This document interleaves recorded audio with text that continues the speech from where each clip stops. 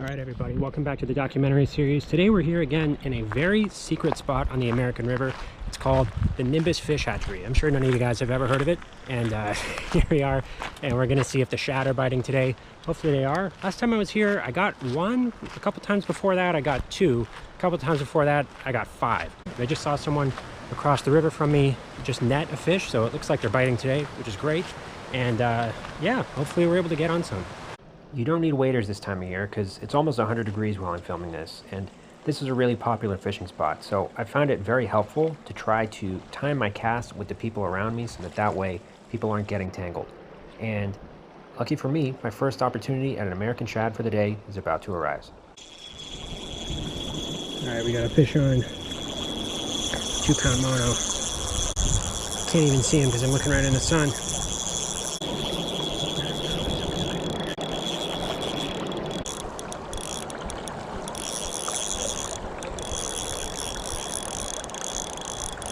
The guy next to me has one on too. We're about to double up.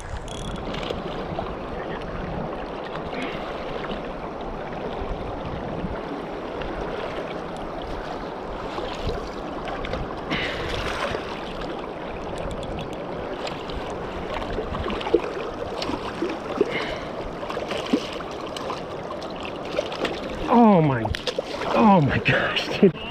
Ah, yeah. Dang it. That was frustrating, losing the first fish of the day, especially when he's that close to the net. Thankfully, I was able to land another one off camera, so at this point I'm officially not getting skunked. This is a barbless only section of river, so that definitely does not make the fishing any easier, but thankfully, another opportunity is about to arise.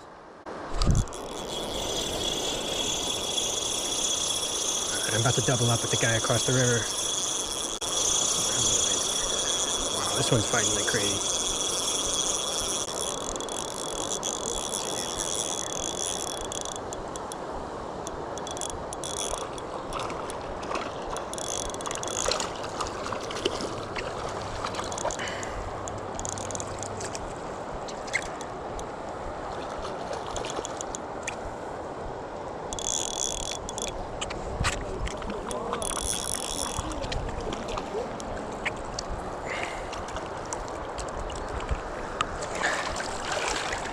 Got him. There he is. Thank you, guys. Having a great time. Look at this guy's stringer here. This guy's killing it.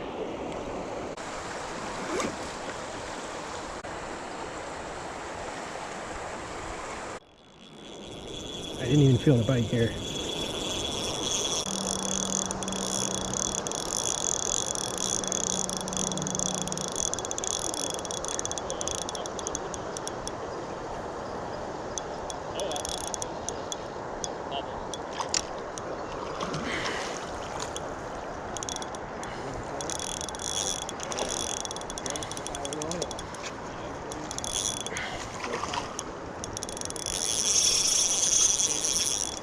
Oh, wow.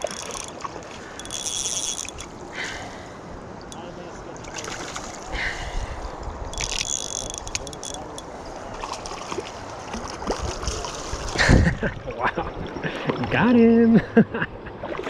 Thank you, Lord. That was so sick. A crazy fight.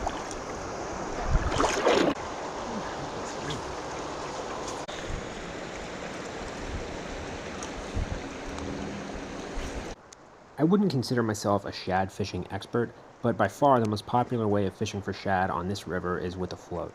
People either use fixed floats or water bobbers. I like to use a water bobber because I find I just get tangled a little less often. People usually drift flies or they'll use small grubs, usually pink. I find I have better luck with the flies, and I'm actually about to get another bite. This is a fighter.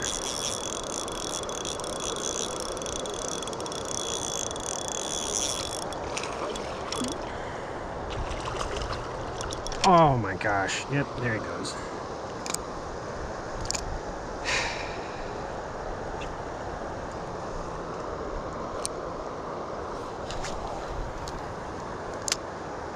That's alright. After you landed a couple fish, losing one like that does not hurt nearly as bad.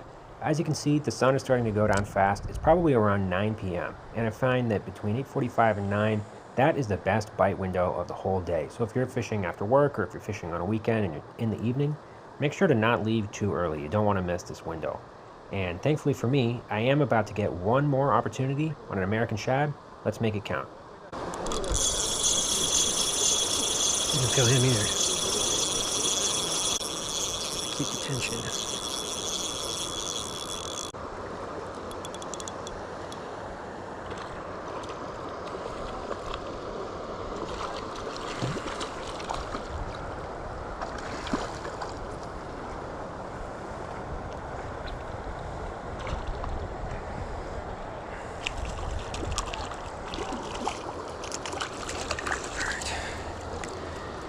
Last one of the day. Thanks, God. Thank you, St. Andrew. Thanks for watching, everyone. Make sure to like and subscribe if you liked the video. I've got a lot more local fishing content on the way.